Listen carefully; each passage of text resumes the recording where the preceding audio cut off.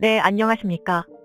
얼마 전 폴란드 수출을 목전에 두고 K와의 경쟁에서 세계 최강의 전차로 유명했던 레오파르트의 전차가 밀려나 콧대 높은 독일 전차가 식은땀을 흘리며 가격을 대폭 인하하기도 했었던 만큼 유럽은 물론 전 세계 어디서도 앞날을 예상하지 못할 만한 일들이 벌어지고 있습니다.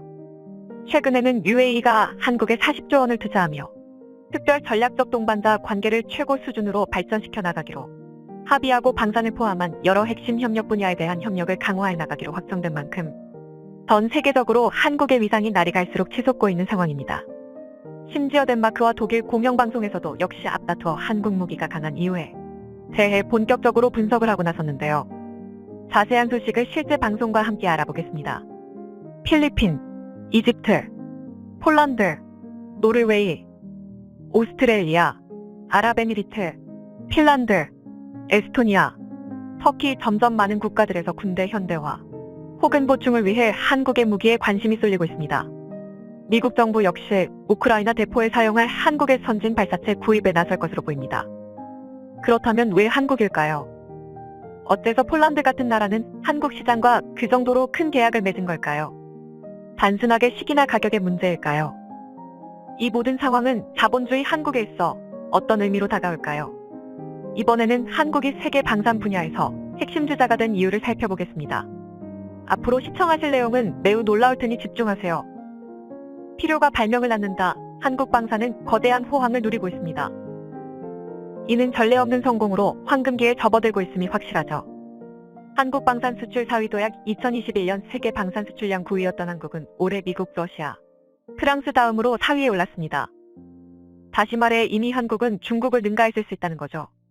2022년 말 대한민국은 200억 달러에 육박하는 무기 수출 계약을 끝내고 예정된 목표의 150억 달러를 아득하게 넘어섰을 것으로 예상됩니다.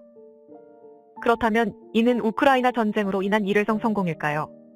그렇게 생각하신다면 이 데이터를 보세요. SIPRI 스톡홀름 세계평화연구소에 의하면 한국의 방산 수출은 2017만 2021년 동안 이전 5년 기간보다 177% 증가했는데요. 주목해주세요. 이것은 전 세계 방산의 최고 성장률이에요. 무려 프랑스 성장률의 3배에 달하죠. 동기간 프랑스의 경우 59%가 증가해 방산 수출 증가 2위에 올랐습니다. 반면 중국, 영국 등 그 외 주요 방산 수출국은 각각 31%, 41% 판매가 줄었습니다. 이러한 데이터로 미루어 보아 한국 방산 성장은 일시적인 결과가 아닌 매우 뚜렷한 추세임을 알 수 있습니다. 하지만 방산 수출에서 이런 성장세는 하루아침에 이룰 수 있는 게 아닌데요. 이러한 한국의 성장과 쾌거는 한국 대기업, 정부 투자의 결실이었습니다. 제조 용량뿐 아니라 연구개발, 혁신 모든 분야에 대한 투자였습니다. 물론 한국의 경우의 투자가 전부 수출 증가를 위한 것만은 아니었는데요. K-팝 국가에서 자동차 등 다른 산업 역시 그렇듯 방위산업 투자는 국방을 염두에 두고 이뤄집니다. 이것이 한국 방산이 특별한 이유입니다. 과거 한국은 조금씩 미국 의존에서 벗어나 무기를 자체 생산해 나가기 시작했는데요. 미국 라이선스 라이플 같은 단순한 것부터 시작해서 세계에서 제일 광범위하고 발전된 무기와 장비 카탈로그를 손에 넣게 됐습니다. 그럼 왜 점점 더 많은 국가들이 한국과 굳건한 관계를 맺으려고 하는 건지 보시죠. 방산 강국의 탄생 처음에 폴란드가 최근 한국에서 수백만 달러 무기 구매 계약을 맺었다고 했는데요. 2022년에만 폴란드 정부는 한국에 무려 147억 달러의 새 주문을 얻고 앞으로 더 많은 돈이 넘어갈 것으로 보입니다. 이게 무슨 의미일까요? 바로 유럽 최대 규모의 나토 군대가 한국 무기로 무장하게 된다는 걸 의미하죠. 폴란드는 자국 방위를 위한 무기가 필요했고 우리 한국인들은 무기 없는 방위의 결과가 비극임을 인지하고 있습니다. 폴란드는 도합 K 흑표 전차 1000대, FA-50 전투기 48대, K9 자주포 700대, K239 천무 로켓 발사 시스템을 보유하게 된다는 거죠. 마지막 무기에 대해선 곧 설명해드리겠습니다. 그럼 어째서 폴란드는 한국 무기로 군대를 정비하는 걸까요? 여기엔 4가지 이유가 있습니다. 첫 번째는 배달 속도입니다. K 전차와 K9 자주포 구매 계약이 이뤄진 지 3달도 채 안 됐는데 한국은 K 전차 10대, K9 자주포 24대를 기록적인 시간 내에 폴란드에 전달했습니다. 왜 그리 서두르는 걸까요? 그렇게 해야 폴란드가 계속 우크라이나의 구소련 시대 장비를 제공할 수 있기 때문입니다. 그런데 한국 산업체는 어떻게 그렇게 빠를 수 있었을까요? 이는 한국이 커다란 산업 발전소이기 때문에 가능했던 겁니다. 또한 매우 활발한 방산 분야도 존재합니다. 그곳에서 한국군의 요구에 부응하기 위해 생산을 이어나가고 있기 때문이기도 합니다. 한국 방위산업은 반도체 제조사 등 공급자와 안정적인 관계를 유지하는데요. 그것이 바로 폭넓은 산업 기반을 가진 장점입니다. 여러 부품, 재료를 쉽게 구할 수 있죠. 이 때문에 폴란드가 한국제 전차 180대, K9 자주포 212대를 2025년 말 2026년 초까지 전달받을 수 있는 겁니다. 그런데 아까 전차 1000대, 자주포 700대라고 하지 않았나요? 맞습니다. 바로 그 점이 한국 무기 구매가 다른 주요 수출국보다 매력적인 두 번째 이유입니다. 이게 무슨 말이냐면 한국인들은 라이선스를 통해 해외 무기 제조회사 인가에 훨씬 유연하다는 겁니다. 사업은 사업이죠. 선진 무기를 해외에서 제조하는데 매우 제한적인 미국과 달리 한국의 첫 번째 목표는 계약입니다.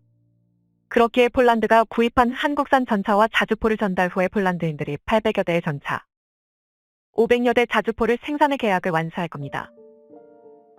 다시 말해 이 무기들은 한국이 아니라 폴란드에서 제조될 것입니다. 그렇게 되면 장점이 뭘까요? 먼저 무기를 자국에서 제조하면 국방의 거액을 투자하려는 나라들이 정당화하고 국민의 지지를 받기 좋아집니다. 이로써 정치인들은 무기 현대화를 주장할 수 있게 되고 자국 내 일자리 창출, 산업 부양이 가능해집니다. 또 먼 나라에서 생산하는 걸 기다리지 않아도 되니 무기 생산 시기를 앞당길 수 있습니다. 한마디로 구매자는 무기, 일자리, 산업 기반을 얻고 판매자는 이익을 얻으니 윈윈인 상황입니다. 그리고 많은 한국 무기는 경쟁 제품보다 상당히 저렴합니다. 예를 들어 한화그룹의 K9 자주포의 경우를 보면요. 성능, 용량 면에서 이 자주포의 경쟁 제품은 프랑스의 시저, 독일의 PZ1000입니다. 셋 다 성능이 비슷하며 나토 표준의 155mm 구경 자주포인데요. 프랑스 시저는 약 750만 달러, 독일 PCH2000은 1000만 달러인 반면 K9 자주포는 겨우 400만 달러입니다. 독일의 절반도 안 되는 가격인데 무슨 속셈이 있냐고 물을 수도 있습니다. 그저 비용과 규모의 경제 문제일 뿐이죠. 한국군은 북한의 위협 때문에 대포 장비와 보급품의 커다란 수요를 갖고 있습니다. 다시 말해 군, 제조사가 지속적으로 대포를 확장, 업그레이드 한다는 뜻인데요. 북한 지상 타깃을 향하여 더 멀리, 더 정확하게 발사하기 위해서입니다. 독일은 그 반대입니다. 독일군은 투자 부족으로 수십 년의 방해를 받고 있고 독일 방사는 국내 수요가 훨씬 적기 때문에 낮은 가격으로 수익을 유지하기 어렵습니다. 그럼 네 번째 이유는 뭘까요? 바로 그겁니다. 한국 무기 성능은 현대화되며 미국 최고 무기에 뒤처지지 않는 수준에 올라섰습니다. 그 예로 최고 수준의 유일한 장비는 아니지만 K239 천무 타연장 로켓 발사 시스템의 경우를 볼까요? 이 훌륭한 시스템의 세부 사항을 아시는 분이 이미 많을 텐데요. K239 천무는 군사 전문가들이 미국 하이마스와 가장 가까운 대체품이라고 말합니다. 천무는 우크라이나 전쟁 후에 매우 인기가 많은데요. 한국 전무는 20% 저렴하기 때문입니다. 그리고 천무는 같은 발사에서도 러시아의 그라드 같은 포화 모드와 하이마스 같은 정밀 모드로 작동하는데요. 또 인해 동일한 시스템이 넓은 지역에 적을 제거하거나 10m 이하, 오차 범위로 타깃을 파괴할 수 있습니다. 천무는 1회 장전으로 1분 이내 40개의 131mm 무유도 로켓을 36km까지 발사할 수 있는데요. 정밀성이 요구될 경우 12개의 239mm 유도 로켓을 16만 200km까지 발사할 수 있습니다. 이 거리는 앞으로 연장될 전망입니다. 왜냐하면 천무 시스템은 로켓 종류 선택이 하이마스보다 훨씬 더 다재다능하니까요. 게다가 한화에서는 천무에서 사용 가능한 신형 발사체를 계속 개발 중에 있습니다. 600mm KTS-SME 정밀 미사일은 사정거리가 300km입니다. 2030년경 이 미사일이 완성되면 미 육군의 전술 미사일 시스템과 성능으로 경쟁할 것입니다. 그래요. TAO에서 워싱턴에 지속적으로 요청한 그 미사일 말입니다. 한편 이미 한국 국군에서 활약 중인 K239 천무는 UAE에 수출됐고 폴란드에도 판매됐습니다. 폴란드는 288대에 대한 계약을 마무리하는 단계에 있습니다. 하이마스 주문이 무척 미뤄지고 있기 때문이죠. 한국 방위산업의 황금기가 찾아온 걸 이제 아시겠나요? 가장 좋은 점은 이제 시작일 뿐이라는 겁니다.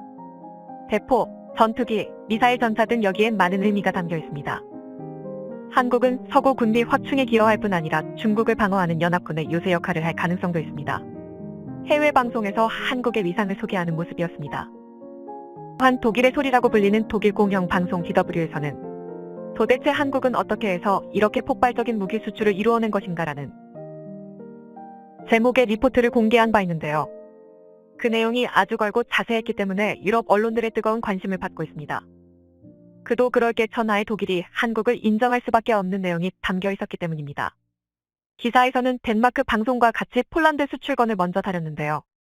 K6표 전차와 K9 자주포, FA50 경전투기를 소개하면서 이 모든 것이 단일 계약이라는 걸 강조했고 20조 원의 가치가 있는 것에 감탄을 보냈습니다.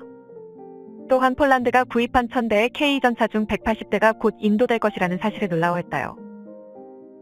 독일 방송의 한국이 엄청난 무기 수출을 내고 있는 것에 대한 분석에서 주목할 만한 점은 한국 정부가 과거부터 무기 수출에 대해 적극적으로 임해왔으며 좋은 무기를 해외로 많이 수출해본 돈으로 더 좋은 무기를 개발하는 전략을 취해왔다고 설명한다는 것인데요. 그들이 간과하고 있는 사실이 있습니다. 이번에 수출에 성공한 한국 무기들은 전부 내수용이며 따로 수출만을 위해 개발한 게 아니라는 것입니다. 그저 우리가 쓸 것을 물심형면으로 개발하다 보니 전 세계 방산업계의 찬사를 받는 퀄리티를 자연스럽게 뽑아낼 수 있게 된 것이죠.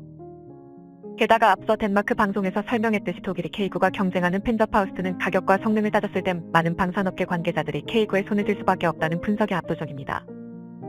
어찌됐든 독일 방송사는 한국은 그동안 수많은 군사적 위협에 직면해 있던 국가이며 그래서 그들은 강해질 수밖에 없었고 그들의 무기 역시 최고의 성능을 지닐 수밖에 없었다.